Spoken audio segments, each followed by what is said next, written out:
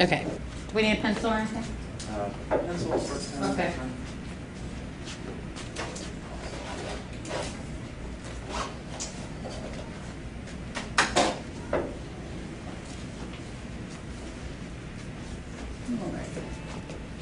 You okay?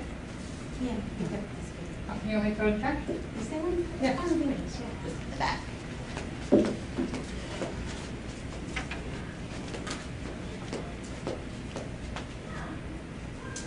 Welcome. Thank you for taking your seats quickly and quietly. We're going to start with a quick warm-up. No instructions except what's read at the top. Can one person read that for me out loud? Raise your hand. Yes. Go ahead. Match the words in the middle with the best picture. One is done for you. Any questions? Nope. Go ahead.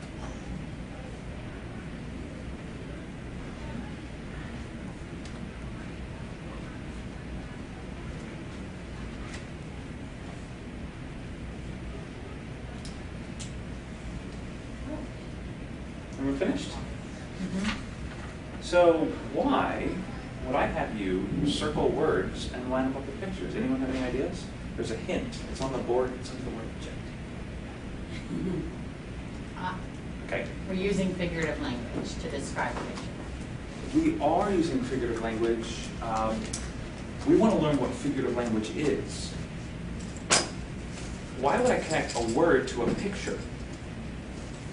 Does that give you a hint about what figurative language is? I think it should. Let's talk about the definition of figurative language. What I've got here is a huge piece of paper with all sorts of definitions under the title figurative language. Now, if the number of things that fall into the category of figurative language seems like a lot, that's because it is. Figurative language covers all sorts of different things. So before we try to get into all those little things that figurative language is, let's try to simplify it and not complicate ourselves. So here's what I want you to do. Take that piece of paper. And just because we don't want to confuse ourselves, I want to fold it up just until we see the top paragraph. That's all we're going to worry about today. In future classes, we're going to deal with all the definitions underneath. And we can take this sheet and we can scroll it down piece by piece until we get the whole picture. But for now, we're just starting with the top. I'm going to read the first sentence, and if you can read the second sentence, and you can read the third, I'm just doing a quick round. Whenever you describe something by comparing it with something else, you're using figurative language. Any language that goes beyond the literal meaning of the words in order to furnish new effects or fresh insights into an idea or a subject. The most common figures of speech are simile, metaphor, and alliteration. So now in 8th grade, you have already heard the word simile and metaphor before. So this is in some ways a review. But I want to make sure that we get the basics first because I know I can forget things over the summer. So let's talk about what figurative language is, and then we're going to talk about what a figurative language is not. So looking at this definition, I want you to read it quietly to yourselves. Can anyone tell me in their own words what they think figurative language is before we really start talking about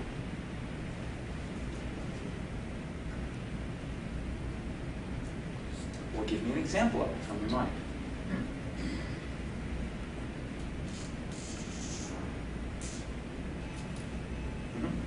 One example that I can think of because of the worksheet we just did is when you say, I was busy as a bee. And that gives the impression that I was super duper duper busy, but in a way that sounds Busy as a bee.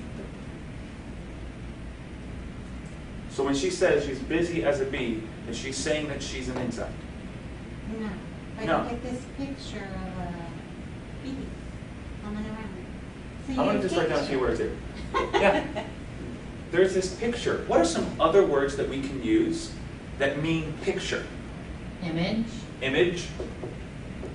What else? Can you think of anything? What else? What about in the word that we're looking at? Figure. Oh, a figure. Figure. There's something about this idea of figurative language that tells us that it's got an idea that has a shape. And it doesn't necessarily, it's not necessarily a clear shape. You know, it's sort of fuzzy. Right. So figurative language, it's an image. It's maybe a little fuzzy. Think about it this way. Let's talk about what figurative language is not. Figurative language is not, here's the word I'm just going to give you, it's not literal. It's not literal. Now, you hear the word literal, can anyone tell me what literal means? You don't take it for the words that, I'm not saying that correctly. It's not a fact, it's not exact, it's not. Literal is not exact? Clear. No, literal means Literal exact. is a fact. It is a fact. Literal never, here's how you remember this, literal never lies. Yeah. Okay?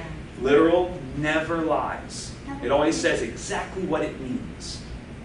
Have you ever lied before? Sure. Sure. And you weren't being literal when you did that. But if I said, I'm here in this room, am I being literal? Yeah. Yes, you are. I am. If I said, man, I'm really in another place right now, Okay. am I being literal? No. No. What am I being? Figurative. I'm being figurative. Am I really here? Yeah. Yes. I'm really here, but I'm saying I'm somewhere else because I'm trying to give you some other meaning. Mhm. You're using your imagination. But I'm using the language as you understand it to say that my mind is somewhere else and I'm not thinking about what's going on right now. Okay, well here's what we're going to do a little practice. I think you get this idea. We can work on it a little bit more. I've given you a sign that says figurative and a sign that says literal. Okay, figurative and literal. And I need you to turn over your papers and all you have is your signs. And I'm just going to say a phrase. And I would like you to hold up the sign that goes with the phrase that I said. And I'm just making these up off the top of my head. Okay. Okay? Johnny sat down in the chair and ate his dinner. Literal. That's what he did. Nothing strange about it. Okay, good. My mom blew her top when she saw the broken window. Blew her top? Yeah. Does she have a top? What, her head? What do I mean by that? She got mad. She got really mad. Did I say my mom got really mad when she saw the broken window? No. That would have been Literal. literal. Okay. I think you guys get the idea. We would do this for a while. I'll extend that. Here's another little practice. This should be fun. This is a list of figures of speech. Some of them you will have heard before. Some of them you will not. So what I want you to do is quickly skim through the list and check the ones you've heard before. And if you know what it means, put a check beside that. And only pick 5 to give a brief explanation for. Take your time. I realize this is a little bit time consuming.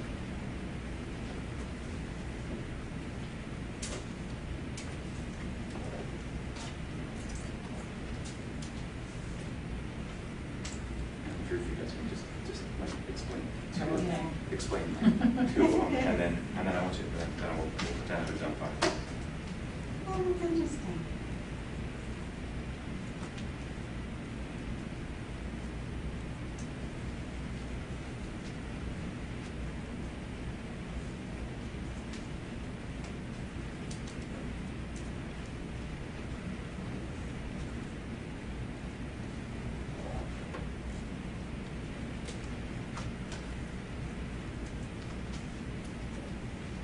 I don't know what 40 winks means. It's a good name. Yeah, quick Ah. sleep, quick nap. Wow.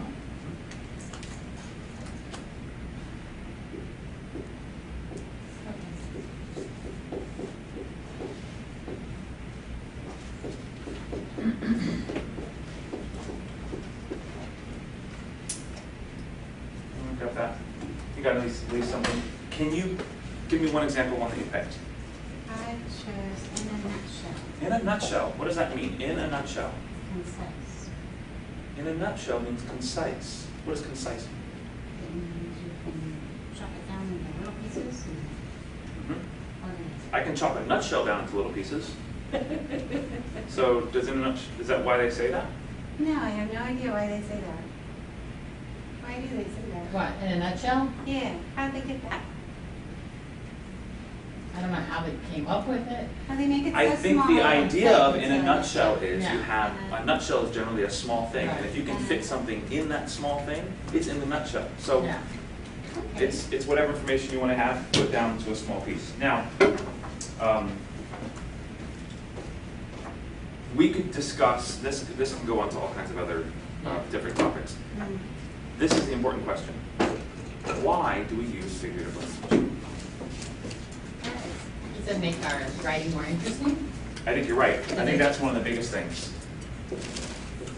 Now for making our writing more interesting,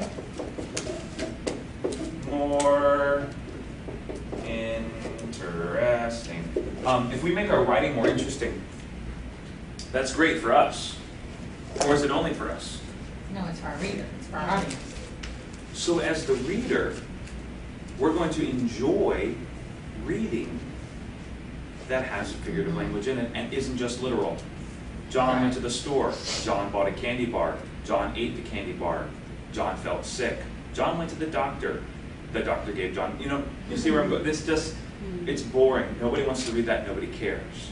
But if you're able to use figurative language in your writing, and you recognize it when you read, say, oh, this is figurative language, you're going to enjoy it more.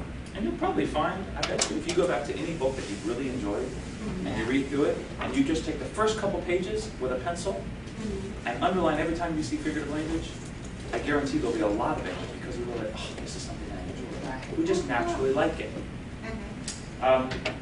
As a matter of fact, that is your homework.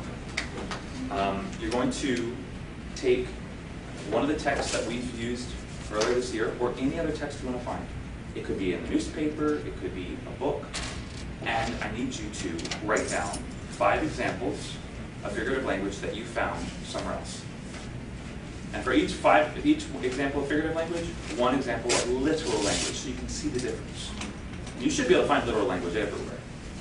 Mostly newspapers are going to use literal language. Mostly novels are going to use figurative language, as we'll include.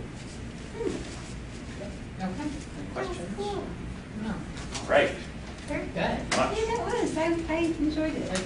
Yeah. It sort of put me on the spot sometimes. Well, Yeah, me too, because, English and stuff has never been mine.